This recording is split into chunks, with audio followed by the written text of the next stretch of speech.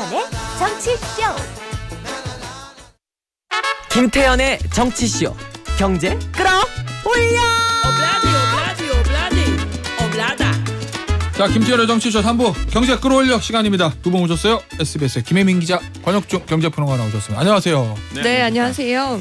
원래 저 끌어올릴 게 주가를 끌어올려야 되고 그렇죠. 물가는 내려야 됩니다. 네. 집값은 잘 모르겠어요. 끌어올리는 게 좋은지 끌어내는 게 좋은지 애매하죠 지금. 네. 그러니까 안정적 관리. 네. 환율은 지금 너무 끌어올리면 안 되겠죠. 그렇죠. 지금 너무 오른 상태이기 때문에 그죠. 안정적 관리. 네, 안정적 관리. 네. 그런데 오늘 이 주제는 국민연금. 국민연금은 원래는 좋은 방향은 보험료는 끌어내리고 나중에 받는 돈은 연금은 끌어올리고 이래야 되는데 맞습니다. 지금 좀 약간 반대를 갈 수도 있어서 네. 그 얘기 좀 해볼게요. 김 기자. 네. 이럴 거면 국민연금 왜 내나요? 뭐 이런 볼멘소리들이 있다는데 이건 무슨 얘기예요? 네, 한국에서는요 그나마 나이 들어서 좋은 점 몇 가지가 있는데 그중에 하나가 국민연금과 기초연금 받을 수 있다는 겁니다. 이게 어떤 건지 모르는 분들이 있으실까 봐 간단하게 정의를 설명하자면 국민연금은요 정부가 직접 운영하는 우리나라만의 공적 연금 제도예요. 그래서 내가 돈을 벌면 원천적으로 국가가 이 보험료를 떼갑니다. 네. 여기 있는 분들 다 내실 거예요. 나중에. 네. 네. 나이가 들면 또다시 국가가 이걸 연금으로 지급을 해줘요. 반면에 기초연금은 내가 돈을 내지 않아도 젊었을 때 만 65세 넘으면 한국 국적의 어르신은 뭐 소득의 기준이 있긴 하지만 70%가 받으니까요. 사실 많은 분들이 받는다고 보면 됩니다. 이분들에겐 모두 지급이 됩니다. 그래서 이 두 가지를 모두 받는 분들이 생길 텐데 국민연금을 단독 가구 기준으로 만약에 월 46만 1,250원을 넘게 받으면요. 기초연금이 조금씩 줄어듭니다. 네. 그러니까 이중 지급을 막겠다 뭐 이런 거는. 맞아요. 그래서 최근에 이 두 가지를 동시에 받는 비율이 점점 늘어났는데요. 동시 수급자가 2021년 최근 자료를 보면 10명 중에 4.4명이에요. 그러니까 절반이 조금 덜 되는 거죠. 근데 국민연금 앞에서 말씀드렸듯이 일을 할 때 소득에서 떼가잖아요. 그러니까 불만이 나오는 거예요. 내가 성실하게 그동안 국민연금 납부해 왔는데 왜 기초연금에서 이걸 줄이냐. 난 두 개 다 받고 싶다. 내가 돈을 조금 더 버는 게 뭐가 문제냐 이렇게 얘기를 하는 거죠. 예를 들어서 국민연금으로 월 90만 원 받잖아요. 그럼 기초연금은 남보다 9만 원을 덜 받아요. 근데 9만 원 되게 적은 돈이라고 생각하시죠. 하지만 90만 원에서 9만 원이면 10%. 네, 소득이 없으신 분들은 이게 큰 돈입니다. 아니 그래서 그러면은 가뜩이나 이제 국민연금에 불만인 분들 좀 있잖아요. 뭐 이렇게 국민연금 많이 뛰어 나중에 받는 것도 별로 없다면서 뭐 이런 분들 입장에서는 실제로 납부 거부하거나 장기치 이런 경우가 생긴다는 거예요? 이게 청년층 중심으로 불만이 좀 높아질 수밖에 없어요. 지금의 이제 국민연금을 본다 그러면 일단 약 한 20년까지는 일단은 뭐 지출보다 수입이 많은 구조가 유지가 되긴 합니다. 근데 언제부터 적자가 생기냐면 이제 41년부터 이제 수지 적자가 이제 벌어지기 시작해요. 2041년부터 네. 적자면 한 20년 남았으면 그때부터 들어가면서 2055년에는 기금 바닥납니다. 물론 조건이 있어요. 현 상태 개혁 안 하고 이 상태로 그냥 유지된다는 조건 하에 이제는 나오는 시나리오거든요. 뭐 어쨌든 간에 55년 같은 경우는 기금 바닥나죠. 그다음에 60년대 같은 경우는요. 2060년 되면 월 소득의 34%를 보험료를 냅니다. 지금 아시겠지만은 9% 내잖아요. 네. 2000 몇 년이요? 2060년이요. 월 소득에 그럼 보험 34%. 벌어가지고 3분의 1은 많은 연금 보험료. 지금 9%도 되게 많다고 그쵸. 느껴지거든요. 그것도 많지 사실. 네. 지금 근데 그보다 10년 더 후면은요. 2070년에는 소득의 42%를 국민연금 내요. 그러니까 건강보험료 내야 되죠. 4대 보험료까지 이거는 그냥 국민연금만 얘기하는 거거든요. 그러면 내 소득의 40%를 만약에 70년대에 가면은 낸다. 뭐 60년대로 가볼게요. 2060년대 간다 보면 그 나이 때 지금의 이제는 거의 34%를 만약에 이대로 간다 그러면 34% 내시는 분들이 계산해봤어요. 그렇게 되면은 한 37년 후잖아요. 그렇게 된다 그러면은 한 지금의 그때 65살이 되시는 분들이 지금으로 보면 만 28 이렇게 되거든요. 한 95년생 정도 돼요. 그러니까 94, 95, 96년 요 정도 분들이 이제는 개혁 안 하고 네. 국민연금 개혁 안 하고 이대로 간다 그러면 그냥 소득의 34%는 그냥 이러니까 애를 낳기 싫어지는 거예요. 밖에서 우리 민 PD가 정말 어이없는 표정으로 듣고 있어 고개를 절레절레 흔드는데 이걸 그러면 문제가 권평론가 이거 물어볼게요. 네. 애초에 국민연금 설계를 아예 전부 다 잘못한 거예요? 아니면은 네. 설계는 잘했는데 갑자기 고령화가 빨라지고 네. 생각지도 못한 변수들이 생겨가지고 큰일 났네 이렇게 된 거예요. 그 몇 가지가 있는 것 같아요. 일단 초고령화 사회, 아직은 뭐 초고령화는 아니지만 이제 고령화 사회죠. 우리나라는 고령화 사회이기도 하고, 그다음 내는 저출산. 사람보다 받는 사람이 많아지는 그쵸. 이 상황. 그 다음에 이제는 저출산 문제도 있다 네. 보니까 사실 이런 문제가 이제 엮이면서 가고 있고, 무엇보다 이제는 투자 수익률도 어느 정도 영향을 주는 것 같습니다. 수익률이요? 예, 이미 아시겠지만은 사실 이제는 국민연금공단 자체가 이제 지방에 있어요. 그러다 보니까 전주에. 투자역 하시는 분들이 사실 뭐 내려가기 좀 꺼려한 부분이 있습니다. 그러니까 그렇죠. 그런 부분도 사실 좀 사회적으로 좀 이제 아젠다가 좀 있거든요. 그래서 이거를 다시 한번 수도권으로 오셔서 좋은 인재들을 좀 국민연금에 대한 투자에 대한 부분.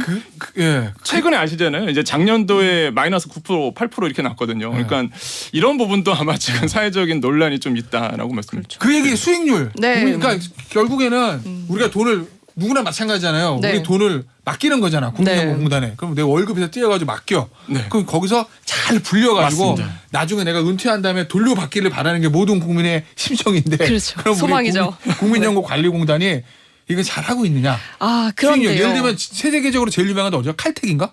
음.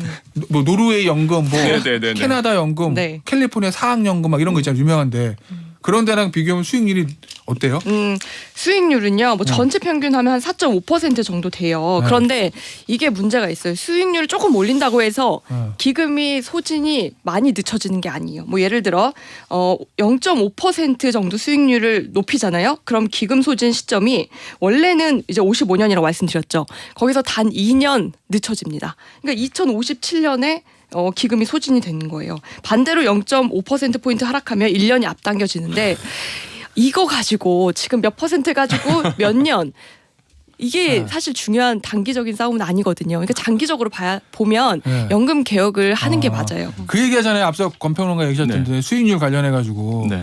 뭐 국민연금 본부가 전주를 이전한 것까지는 뭐 네, 지방 네. 균형 발전 차원에서 맞습니다. 괜찮은데 기금 운용법 돈 그렇죠. 굴리는데 그 부서만. 네, 그 부서는 여유도 있어야 되는 거 아니냐. 네, 그런 얘기가 많죠. 그리고 저 기금 운영하는 네. 플레이어들 네네. 그 사람들을 고액으로 스카우트 해가야 되는 거 아니냐. 지금 연봉 받고 누가 오냐 뭐 이런 얘기잖아요. 네, 많습니다. 그런 네, 그런 얘기를 많이 하잖아요. 네. 근데 김민민 기자 얘기는 그렇게 해서 수익률을 좀 올린다 하더라도 근본적인 문제는 해결은 아니다. 그렇죠. 연금 개혁해야 된다. 네. 근데 이게 고양이 목에 방울 아니, 달기예요. 연금 개혁은. 지금 윤석열 대통령이 네네. 4대 구조개혁 얘기하면서 연금 개혁 얘기하잖아요. 예, 했죠. 근데 윤석열 대통령뿐만 아니라 문재인 전 대통령도 그렇고 네. 박근혜 전 대통령도 그렇고 앞으로 올 대통령들도 다 연금 개혁 해야 돼라는 생각을 할 것 같긴 해요. 왜냐면 지난 대선 때도 4명 후보가 다 하겠다고 했으니까. 맞습니다. 네. 근데 네. 지금 이제 프랑스 얘기를 뉴스로 보면 그거 어렵죠. 쉽게 할 수 있을까 그렇죠. 했다가 어렵죠. 저항이 네. 이게 사실 연금 개혁의 큰 줄기는요. 보험료는 더 내고 그리고 연금액은 줄이게 됩니다. 그리고 수급자도 나이를 올릴 수밖에 없어요. 지금 62세인데요. 이거 올려버리면 사실은 본질적으로 인기가 없는 개혁이 되는 거예요. 누구에게나. 그럼 표심에도 문제가 되겠죠. 프랑스 보세요 지금. 심지어 지금 대통령 지지율 높지도 않습니다. 이런 상황에서 개혁을 하기가 쉬울까? 근데 저는 너무 멋있어요. 프랑스가. 아, 네. 멋있다는 게 어떤 멋있다는 예, 마크롱 대통령이 그 정치 지지율 떨어지는 그거를 각오하고 사실 연금 개혁 들어가는 거거든요. 그러니까 굉장히 자기 소신이 있는 거죠. 소신 있죠. 예, 그래서 저는 연금 개혁은 분명히 이루어져야 된다고 보거든요. 왜냐하면 이대로 가면 기글 고감되고. 당위의 측면에서는. 예, 그러니까 개혁은 분명히 이루어질 건데 과연 누가 기자님께서 말씀하신 것처럼 누가 고양이 목에 방울 달 것이냐. 그러니까 누군가는 해야 되는데 과연 누가 할 것이냐 이거죠. 지금 정치권에서 이 문제를 아젠다 삼아서 사회적 아젠다로 할 수 있는 분이 과연 누가 있을까? 머릿속으로는 해야 굉장한- 된다는 당위의 측면 다 동의할 거예요. 해야는 되지. 그렇죠. 당신이 아니 나 말고 다른 사람이 뭐 이러지 않을까. 이게 처음에 국민연금 원래 60세였어요. 네. 받는 나이에 그 시작이. 근데 이거 62세로 올릴 때만 해도 정말 반대가 심했고요. 네. 심지어 저희 아버지도 이 대상에서 밀려서 62세가 됐는데 아버지도 되게 기분 나빠하셨어요. 근데 이 사람 마음이 그럴 수밖에 아, 없거든요. 그건 인간의 본성이에요. 네. 그거는. 그러니까 이게 연금이 정치랑 굉장히 연관이 있는 게 아시겠지만 이제 기초연금 아까 말씀드렸잖아요. 이게 이제는 국민연금 연계 감옥제도라고 해서 이게 기초연금 받으시는 분하고 이제 중복되잖아요. 그러다 보니까 어떤 사회적인 문제가 있냐면 기초연금은 계속 높아집니다. 제가 아시겠지만 선거철 나올 때마다 10만 원씩 높아졌거든요. 맞아요.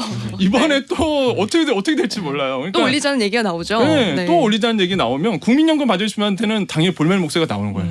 근데 이게 OECD에서 작년에 한국 경제 보고서 발표를 한번 했는데 그때 조언을 한 게 있어요. 기초연금은 지금 하위 소득 70%가 다 받고 있거든요. 그런데 이거 낮춰야 된다. 그래서 정말 이 기금이 필요한 사람들에게만 집중적으로 줘야 된다. 그분들에게 더 많이 줘야 된다라고 조언을 했는데 사실 이것도 지금 바꾸기가 쉽지 않죠. 표심 때문이겠죠. 알겠습니다. 야, 요거를 아마 느낌의 본격적인 논의는 내년 총선 지나고 올 것 같아. 네. 총선을 앞두고 이걸 본격적으로 하기는 여당과 않죠. 용산에 너무 부담될 테니까. 네. 예. 근데 프랑스는 참 대단한 나라긴 해요. 보면. 예, 알겠습니다. 네. 여러 가지 의미로 대단해. 그 아, 네. 나라는. 요 부동산 얘기 해보죠. 네.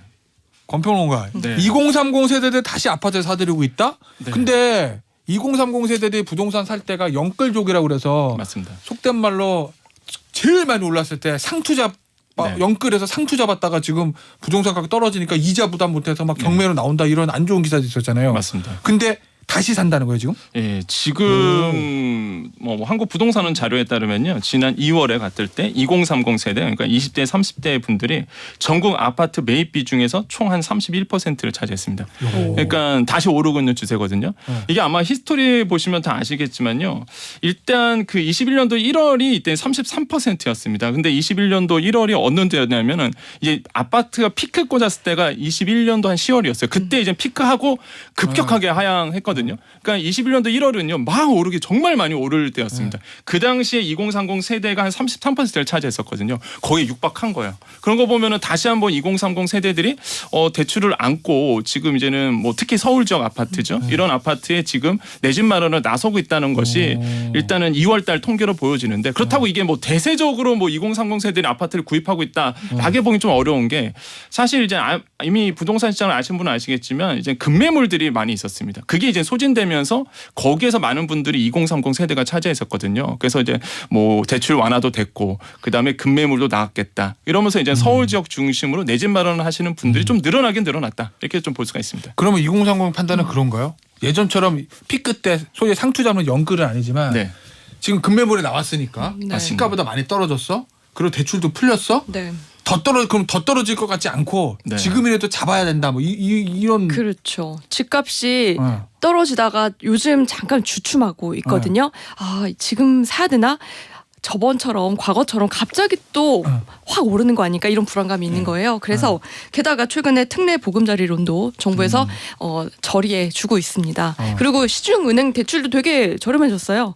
금리가 그러면서 맞습니다. 이제는 집을 살 때가 됐나라는 생각으로 조금씩 바뀌고 있는 것 그러니까 같습니다. 저는 그- 대출 네. 규제 완화가 큰 영향을 준 것 같아요. 사실 어. 아까 말씀하셨던 기자님께서 말씀하셨던 그 특례보금자리론이 나왔을 때 야, 이거 영향 주겠다고 생각했거든요. 왜냐하면 조건이 너무 좋아요. 청년들에게. 네. 그러다 보니까 특례보금자리론을 통해서 이제 내 집 마련하시는 분들이 굉장히 많아졌고 무엇보다 지금 정부의 정책들이 MZ 세대를 너무 좋아하세요. 그래서 MZ 세대를 특화 자금들이 막 나오기 시작합니다. 오늘도 뭐 정치면에 그런 기사들이 있더라고요. 네, 너무 좋아하시는 것 같아요. 너무 좋아요. 너무 티나요. 그래서 LTV가 80%까지 늘려주죠. 네. 이게 청년들 같은 경우에는 특히 생애 최초 뭐 주택 구입자 분들에게는 취득세도 나왔고요.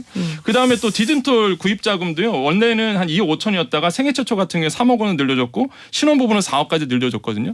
그러니까 보통 청년 세대입니다. 그래서 이런 분들에 대한 굉장히 그 자금도 많이 풀어주고 있다 보니까 아무래도 뭐 좋은 적기다라고 판단하신 것 같아요. 2030 네. 세대들이. 그래서 이런 부분에서 좀 들어갔다라고 판단해 봅니다. 앞서 저 김혜민 기자가 주택담보대출 금리 떨어졌다고 그러는데 네. 금리 지금 몇 %대요? 얼마 전에 제가 몇 달 전에 우리 네. 경제 코너 할 때 이러다간 주택담보대출이 시중 8% 9% 나옵니다라는 얘기를 들었거든요. 네. 근데 지금은 지금 그렇지 않습니다. 네. 많이 떨어졌죠. 네, 혼합형 같은 그러니까 우리가 흔히 얘기하는 고정금리 이거 이제는 시중은행에서 혼합형이라고 얘기하는데 5년 고정이 이제 5년 이후부터는 변동으로 바뀌는데 이때가 이 혼합형 금리가 하단이 3%로 낮았습니다. 그 과거에 우리가 했을 때 막 8% 간다 이런 얘기는 이제 최당 상단 얘기인데 8%면 정말 헬이지 헬. 그렇죠. 네. 상단이 지금 6%고요. 이제 하단 같은 게 3%로 늘어났기 때문에 사실 지금 깜짝 놀라세요, 다들. 뭐야? 한 달만 있다가 대출 받을 걸. 그냥 한 달 전만 해도 하단이 4%였거든요. 네. 그러다 보니까 이거 한 달만 있다 받을 거 했는데 여러분 그거 다 알면 워런 버핏이야. 그렇죠, 그렇죠.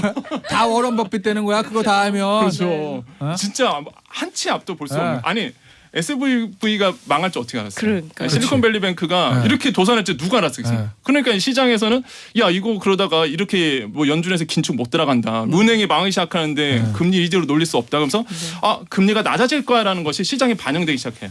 그러면서 이제 시장 금리가 낮아지기 시작하거든요. 그러면서 이제는 시중에서 보고 있는 5년물, 특히 이제 혼합형은 5년물인데 은행채 5년물이 낮아지기 시작하면서 전체적으로 금리가 좀 낮아지기 시작합니다. 네. 코픽스도 낮아지고. 이거요. 그 시장적인 측면도 있고 그런 건 없어요.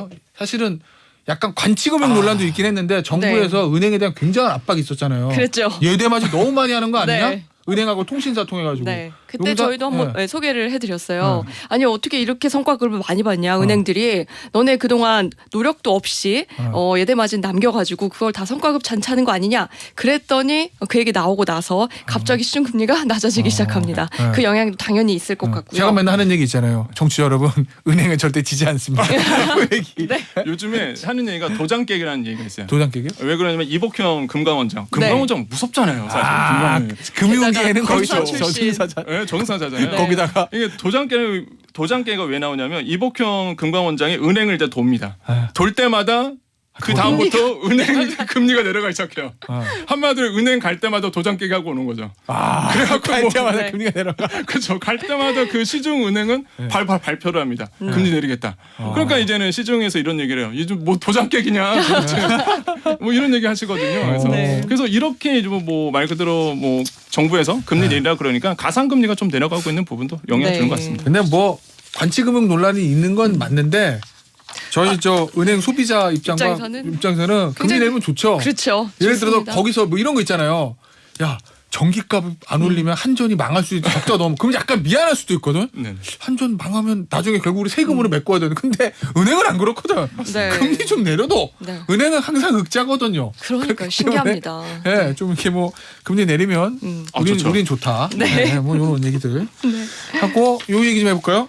이건 김혜민 기자 홍대 취재 다녀오셨어요? 아, 네. 얼마 전에 다녀왔습니다. 현장실 많이 가셔. WBC도 갔다가 그냥 오시고. 아, 슬픈 얘기. 갔다가 그냥 갔잖아, 맞아. WBC. 네, 왜 갔대? 그랬죠. 그러게요. 그럴 줄 몰랐어요. 네. 근데 아, 홍대, 네. 홍대에는 왜 갔어요? 아, 홍대는요. 요즘 레드로드가 뭐예요? 아, 이게 새로 생겼습니다. 홍대 어딘지 정확히 알려드릴게요. 홍대 입구역부터 시작하는데요. 상상마당 있는 곳을 거쳐서 아, KTNG 상상마당? 맞아요. 네. 당연히 발전소 사거리까지 여기가 전체 한 2km 정도가 됩니다. 여기 홍대 도로가요. 요즘에 빨간색 페인트로 다 칠해지고 있거든요. 그 이유가 있습니다. 이태원 참사 재발 방지를 위해서 서울시에서 각 구마다 예산을 4억 원씩 나눠줬습니다. 근데 마포구는 우리는 이 예산을 빨간색 페인트 바른 데 쓰겠습니다. 이 빨간색 페인트는 미끄럼 방지 페인트거든요. 오. 그래서 바른 겁니다. 야. 이거 우리 주변에서 자주 봐요. 어린이 보호구역 도로에 발린 거, 네. 또 자전거 도로 여기도 다 빨간색인데. 그 자전거 도로에는 그 네, 페인트? 맞아요. 아, 그게 미끄럼 방지예요? 그러면서 네 그렇습니다. 그러면서 마포구가 근데 우리는 여기에 플러스 하나를 더하겠다. 레드로드라고 해서 관광 특구를 개발을 할 거다. 네. 왜냐하면 빨간색 길만 따라가면 여기는 우리 관광을 좀 즐길 수 있는 그 도로를 만들겠다. 하프를 연결하는구나. 맞아요. 그죠? 하프를 하프리 사람이 많이 한 몰리니까. 겁니다. 맞습니다. 네 맞아요. 야, 그런데 이거 문제가 있어요. 문제. 그 빨간색 많이 보셨죠? 네. 예쁘다는 생각이 드세요? 아니, 색깔은 좀 아니죠. 네. 이게 고를 수 없는 아니, 색이에요. 많이 빨간색이 아니라 약간 희한한 색깔이요. 네, 맞습니다. 그냥 환한 밝은 레드가 아니라 뭔가 이거 좀 이상해. 칙칙하고 좀 그렇죠. 네. 이게 미끄럼 방지 도료는 딱 두 종류예요. 블랙 아니면 레드. 레드도 색감을 고를 수가 없습니다. 그래서 시민들한테 이게 예쁘냐, 관광 목적으로서 어떠냐라고 블랙보다는 물어봤을 때, 낫지. 그렇죠. 그런데 대부분 별로다. 약간 중국스럽다. 왜 이 색깔을 했는지 모르겠다라는 얘기를 많이 하셨고요. 네. 그리고 앞으로도 이런 골목길, 비탈길도 더 바른데요. 그러면 전체 예산, 총 예산 10억 원을 여기다 다 쓴다고 합니다. 네. 또 하나의 문제는요. 아까 안전도 말씀드렸잖아요. 근데 미끄럼 방지 도료를 바르는 게 가장 낮은 수준의 안전을 이제 예방하는 거예요. 그래서 6개월마다 다시 칠해줘야 되고요. 그리고 이 상상마당 근처 혹시 최근에 가보셨나요? 여기를 가운데를 인도, 양 옆을 보차 혼용 도로로 만들었어요. 그럼 인도에서는 버스킹을 저녁마다 합니다. 네. 그럼 어떻게 되겠어요? 여기에 사람들이 굉장히 밀집되거든요. 네. 근데 양 옆으로는 또 매장에 짐을 내리는 차들이 와요. 아 그게 문제네. 와, 여기가 난리가 납니다. 제가 목요일, 금요일 다 저녁에 여기서 한번 지켜봤거든요. 차들이 지나가질 못하고요. 사람들도 차가 오는 걸 몰라요. 근데 이런 근본적인 문제는 왜 해결을 안 해주면서 빨간색 페인트를 칠하고 있냐. 상인들이 이런 불만을 제기하고 있습니다. 알겠습니다. 자 다음 주제 좀 보죠. 요거 네. 카공족이란 거 있잖아요. 카페에서 공부하는 네. 저도 최근에 이 용어를 들었어요. 네. 네. 이거 자영업자분들이 좀 뭐랄까 자영업자분들 요새 이제 공공요금 오르고 물가도 오르고 손님이 없고 그런데 이 카페에서 들어와가지고 커피 아메리카노 한 잔 시켜서 3시간 4시간씩 노트북 켜놓고 일하고 막 이러면 네. 영화 보고 뭐 이러면 자영업자 입장에서는 좀 싫을 수도 있을 것 같아요. 그죠. 이제 사실 이제 환장하죠. 사실 네. 정확한 표현 들으면 만나보면 환장한다 그럽니다. 네. 그럴 수밖에 없는 게 카공족이 점점 더 늘어나고 있어요. 왜냐하면 아시겠지만 난방비 높아지죠. 전기 네. 높아집니다. 가면 전기 무료 쓰잖아요. 또 근데 거기서 이제는 특히 이제 카공족들을 만나보면 백색 소음이 좋대요. 그러니까 백색 소음이 뭐냐면 이게 공부하기 좋은 소음이야. 네. 그러니까 커피 여러분 마시는 소리 네. 막 이런 예, 거. 예. 생활소음. 예, 제가 공부할 때 상상도 못하는 일들이. 그 뉴미디어에 가보면요 돈을 많이 버시는 그 뉴미디어 버들이 있습니다. 네. 유튜버들. 네, 네. 서울대 백색 소음 이러면서 2시간짜리를 그 얘기만 들어요. 서울서 중앙도서관. 네, 그 공부 잘 된대요. 그러니까 카공족들이 늘어날 수밖에 없는 거예요. 근데 저는 소음 하나도 없는 독서실에서 공부를 했어가지고 고시 공부할 근데 때 막 막. 전기 스쿠터를 충전하기도 하고 그런데요. 네. 카페에서 근데 여기 상상되시나요? 최근에 사례가 하나 있었어요. 네. 그 MZ세대 여성 2분 학생이 60대 여성분에게 나오라고 자리. 여기는 장년층이 있을 자리가 아니다. 그러면서 나오라고 그랬다고요. 뭐 나이 먹으면 커피도 못 마셔? 그러니까요. 그래갖고 이제 주위에 분들이 들고 일어나서 뭐냐고 해가서 쫓아냈다 이런 사건도 있었거든요. 그 정도로 사실 카공족들이 카페를 너무 사랑하고 있는데 자영업자 입장에서는 굉장히 좀 슬퍼하고 있다라고 네. 좀 말씀드립니다. 아 이거 뭐 커피 시켜놓고 내가 저 손님으로서 이용할 수 있는 권리인 건 맞는데 네. 저 업주 입장도 조금 생각을 해주셨으면 하는 좀 네. 생각이 그래서 들어서 업주분들이 쫓아낼 순 없잖아요. 그래서 링딩동을 튼다는 얘기가 있어요. 링딩동 링딩동 링딩동 이런 공부 안 되니까 네. 여기서 마무리할게요. 김혜민 기자 권혁진 평론가였어요. 감사합니다. 감사합니다. 네, 감사합니다.